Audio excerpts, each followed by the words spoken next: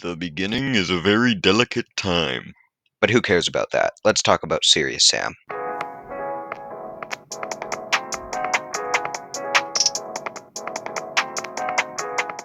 Serious Sam, the first encounter, began as a tech demo for Crow Team's new engine, then known as Escape 3D, but they decided to make it a full game after a while. The game was going to be called In the Flesh, and it was to be a darker, story-driven experience, somewhat akin to Half-Life. After some time, the team realized that they would require a larger workforce to develop the game in such a style, so they made the story much simpler and made the game more colorful. The name of the game was then changed to Serious Sam, and Escape 3D was renamed to the Serious engine. The game was released in 2001, receiving mostly favorable reviews, and later gaining multiple sequels. But did it deserve it? Let's see.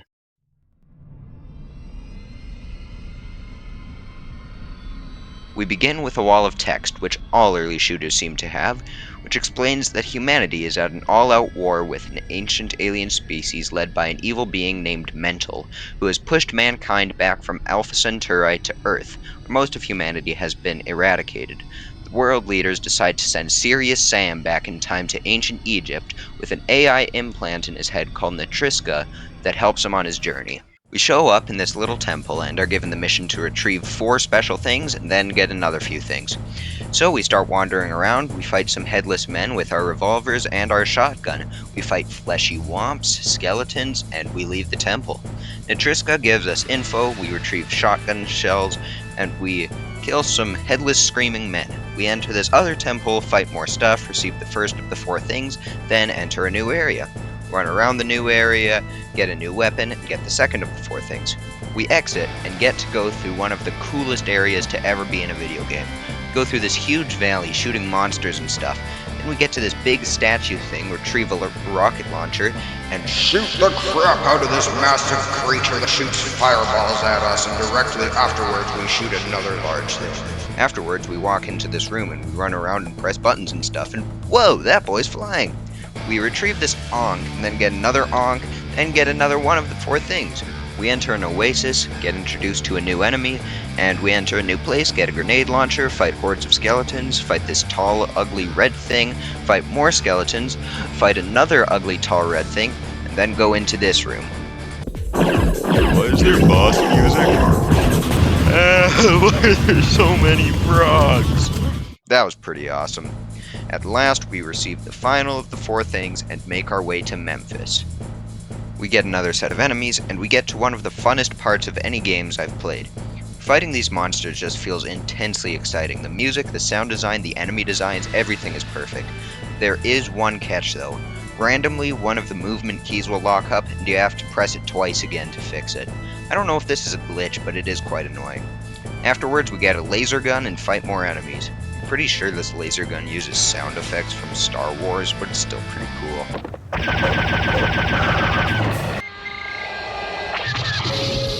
Then we get to go into the suburbs where no one lives, I guess.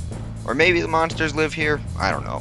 We run through the streets with the rocket launcher, blowing the crap out of these 2-legged airheads. Then we jump in the sewer. We beat up some fish, press a switch, beat up some more fish, show up in the metropolis area, and fight more bad guys. Then we find a spike pit, and then there is a sudden difficulty spike, and it never gets easier. You have to go through a never-ending stream of pigs and cadavers, and this part keeps going. After a million tries, you get 50 health and some shotgun shells.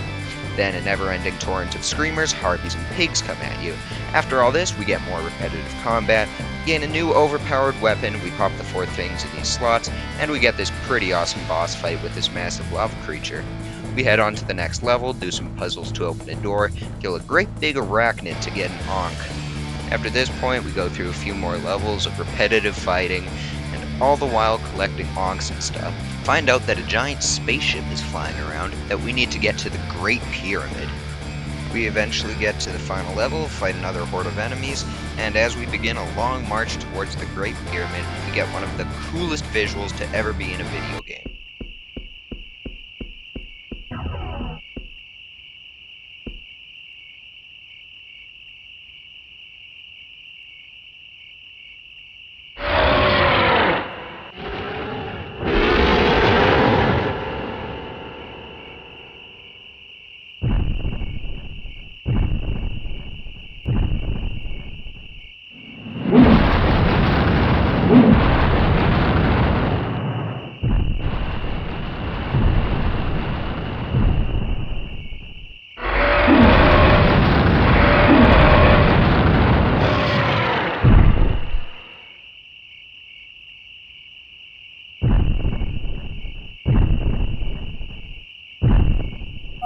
Well, you're a big un, ain't you?